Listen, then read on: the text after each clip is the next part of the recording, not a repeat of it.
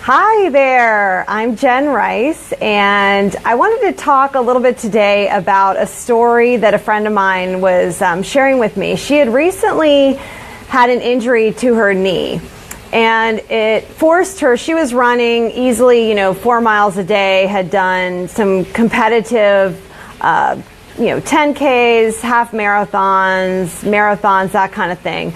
And so it was pretty normal for her to go out and pound the pavement for, about 4 miles every morning. So she has a knee injury and ends up having to take about, 4 or 5 months off.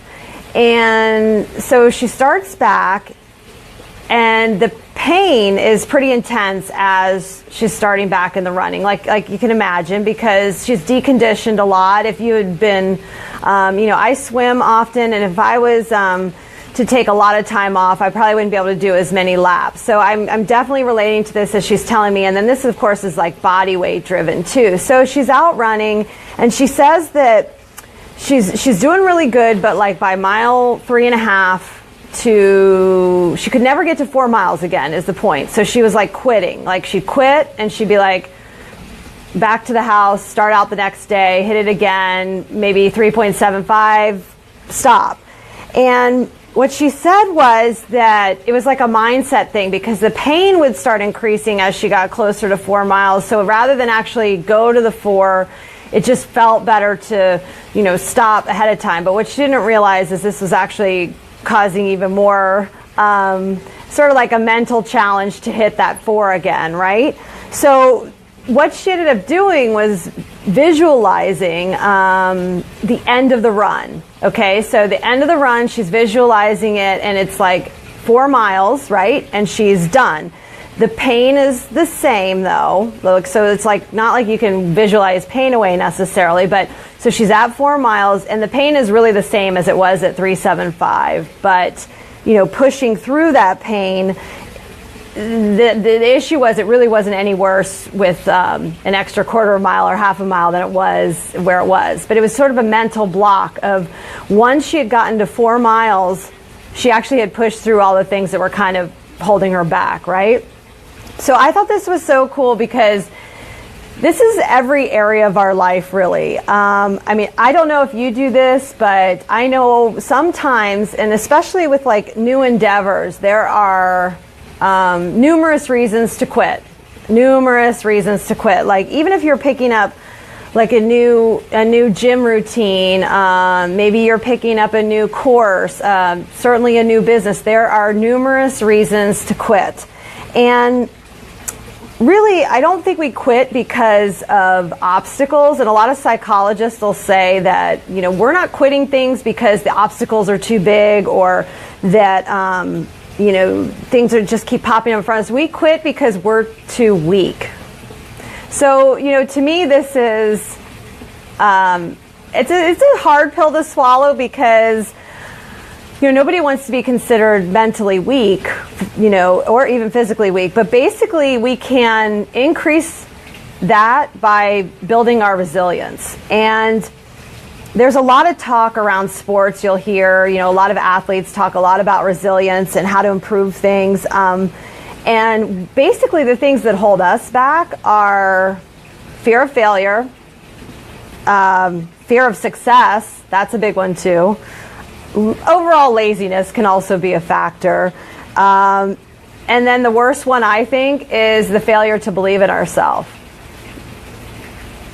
To me, that is something that we just have to try to build that muscle, that resilience muscle. So, maybe even if you quit on, say today is a bad day. I'm having a bad day in my business.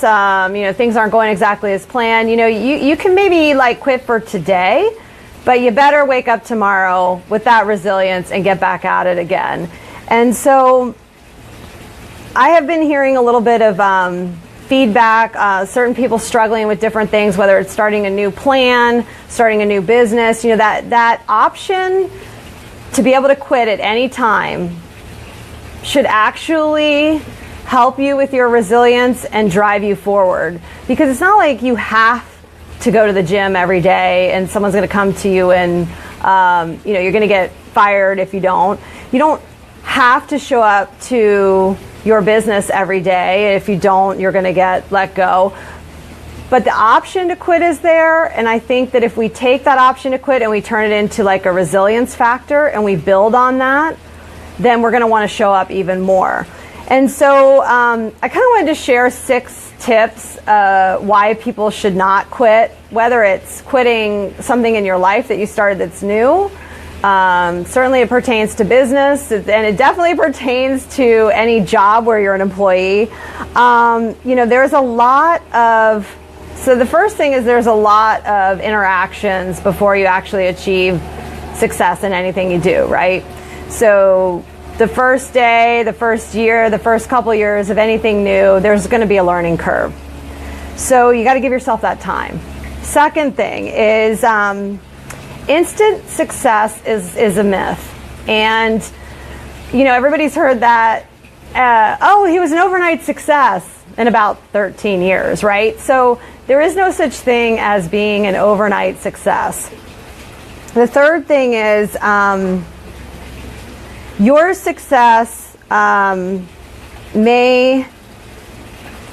matter to you more than you think it does.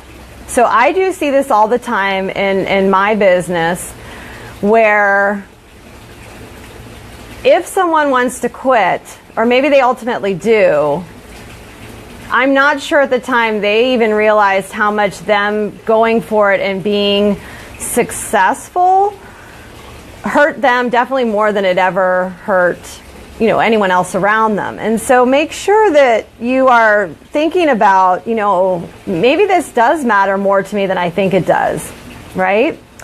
So fourth thing is, this one. Everything, most things that are worthwhile are not easy. And that is so true, right? I mean, athletes, friends of mine that are watching this, if it's worthwhile for you to have a certain end result, sometimes getting there is super difficult. My business owner friends, getting there is like half the battle, right? The journey is part of it. And then the last thing that I want to share before I go today is the tenacity matters more than talent. And I love this. I actually have a quote on my refrigerator that my grandmother gave me that talks a lot about tenacity over talent. And I think that this is such an overlooked part of a lot of the reasons that why we see some people achieve success and other people not. And a lot of it just has to do with that stick-to-itiveness, and I'll admit, you guys, when I first started doing different businesses, I had a coffee shop, I had a restaurant. Those were not like thriving success that retired me. I had a sunscreen company for 7 years. Not everything works out perfectly, and that's okay. But having that ability to be resilient and begin again, I think is really, really valuable. So I hope that you guys found that, we can take a lot of things from one another that are people that are into sports, certainly sports psychology. I think it translates a lot to business and that psychology. You can quit maybe for the hour, quit maybe even for the day, but try not to quit too early. Keep that resilient perspective and know that success takes time, and that a lot of people could be missing out on really what you were meant to be offering to the world by you kind of cutting out early, right?